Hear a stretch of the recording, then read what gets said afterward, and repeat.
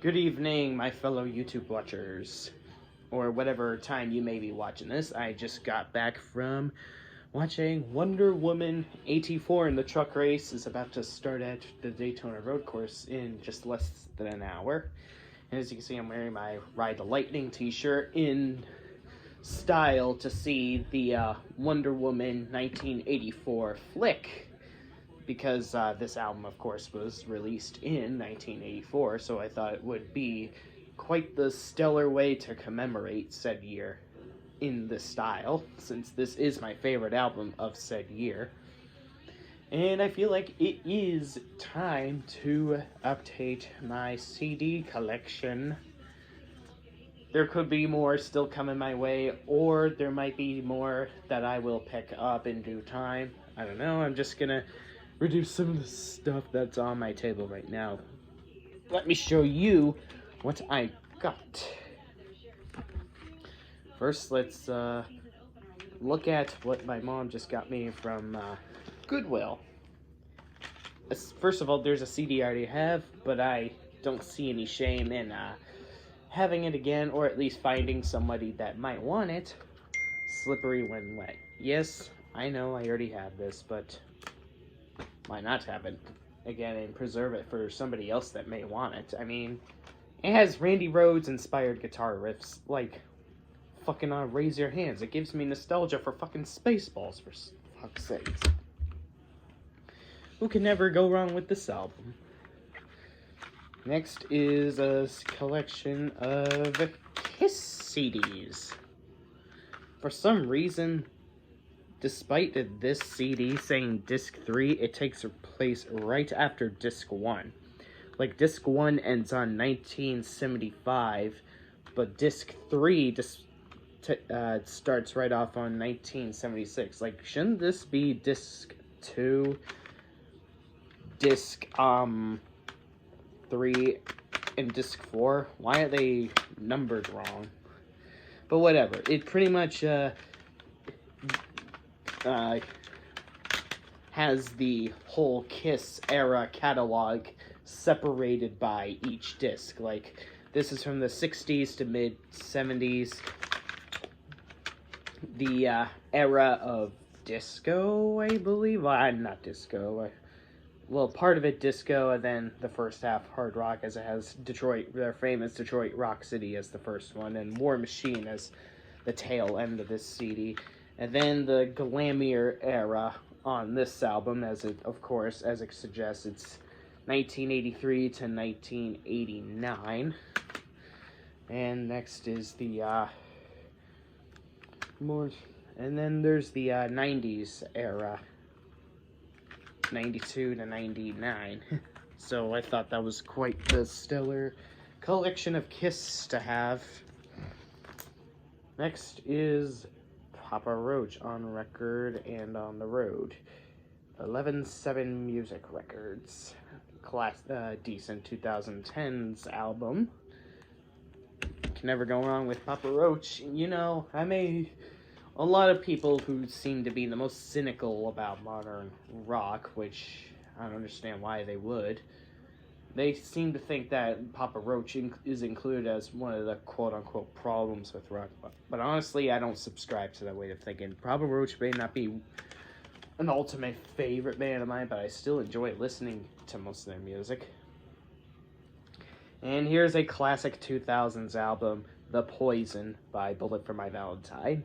Tears Don't Fall is such an excellent song on there. I keep thinking that Hand of Blood is on there, but I think that was just on the extended play of theirs. And All These Things I Hate revolve around me. I remember watching that in a NASCAR crash comp video, Suffocating Under the Words of Sorrow. I remember I was introduced to that song by this classic YouTuber named BFMB Pones Bieber, back when hating Justin Bieber was like the most mainstream thing on YouTube. Next is Immortals by a beloved power metal band, Firewind.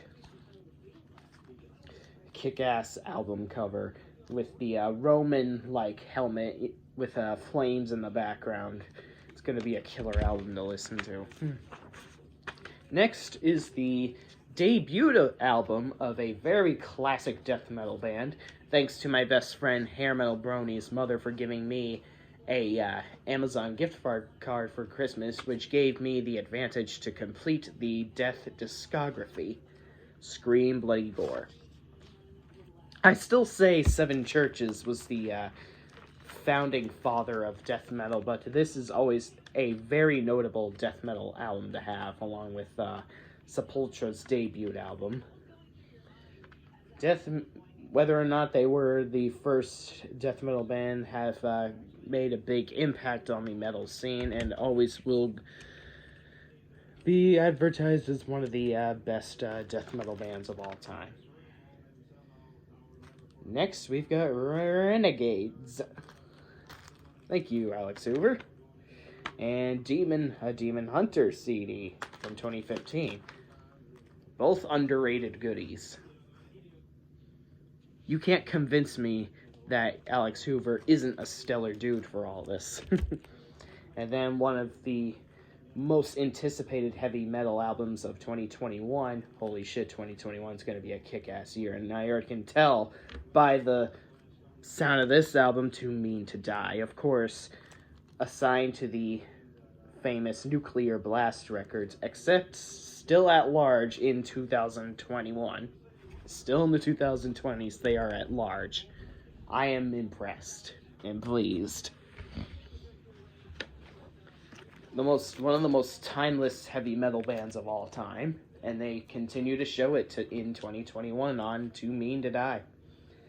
Next is Hailstorm. Not to be confused with the power metal band Ailstorm, the pirate metal band, for a lack of a better term. And Shaped by Fire by As I Lay Dying. Of course, Nuclear Blast Records on As I Lay Dying. Which is one of the more diamonds on the rough for 2019. Not to say 2019 was a bad year. It was a bad year for me personally, but heavy metal and music, not so much. I can always count on kick-ass heavy metal albums, no matter how bad my year is. Or any year, for that matter. Just say whatever you will about whatever bad year you may have. Heavy metal, rock music, whatever genre of music you love is never the weak part. Long Day, Good Night from Fate's Warning, from a classic heavy metal, progressive metal band still at large into the 2020s. It's impressive that with all the bands that have been breaking up in the early days, and how musical differences tend to get in the way with the key members, Fate's Warning is still at one of those bands at large.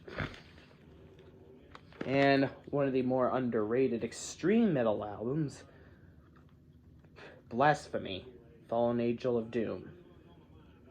I wonder if these guys are still together. I'm pretty sure they're going to be one of those Nuclear Blast Records if they ever get back together. If they are together, I hope someone can enlighten me, telling me that where they are today. But as of now, I just don't know. Next is another underrated goodie, Monomania.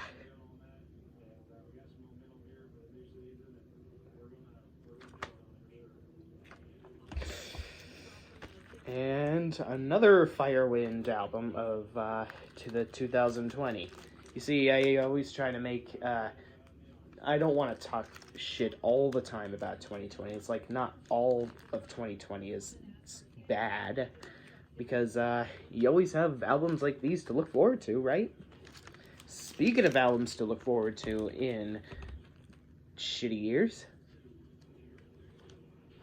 AC/DC's popular album, Shot in the Dark, is quite a big hit.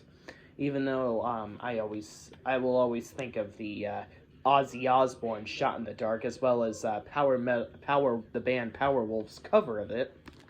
But nevertheless, AC/DC never fails to entertain me. Next is an early 90s album by Overkill, Horoscope. a band that never ceases to amaze me either. One of the rare thrash metal bands that has a perfect discography, which is something that you never often see in any band, except for Overkill. And except for Sabaton as well.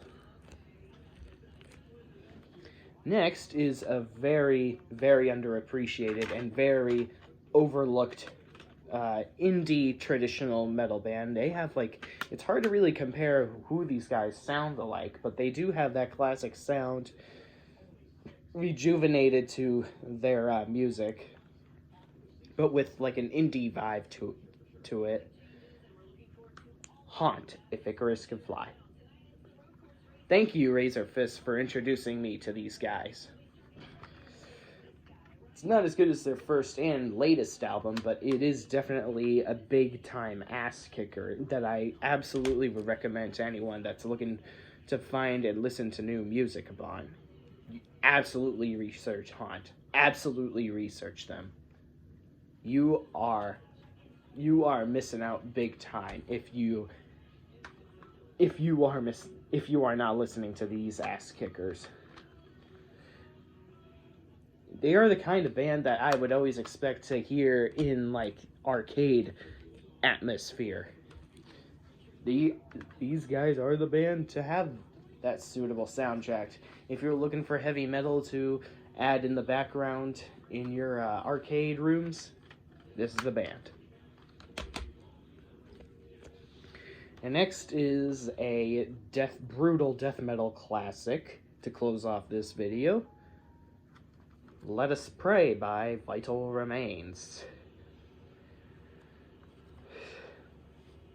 Yeah. Vital Remains, Immolation, Cannibal Corpse, a lot of the classic brutal death metal bands really imploded with so many greats like Let Us Pray, Dawn of Possession, Tom and the Mutilated, etc., and really gave the big shock album covers like these into the metal scene. I like a good brutal death metal album myself, but I just don't like bragging about how cool or edgy I look. I just love the sound and badassery these guys possess. Besides, I like to have my music taste varied, and I like to have taste in music that's beyond just the goriness of brutal death metal. And sometimes brutal death metal album names don't really make sense, like Eaten Back to Life. Like, how exactly can you be eaten back to life if you're already dead? Like, first you're eaten and then you come back as a zombie tearing out the person that ate you, I guess. Anyways, hope you guys enjoyed this little update of mine. In due time, I shall update this into my library. I still have not updated any of the CDs under here because my computer's acting very wonky. Hope you guys enjoyed this little update, and see ya.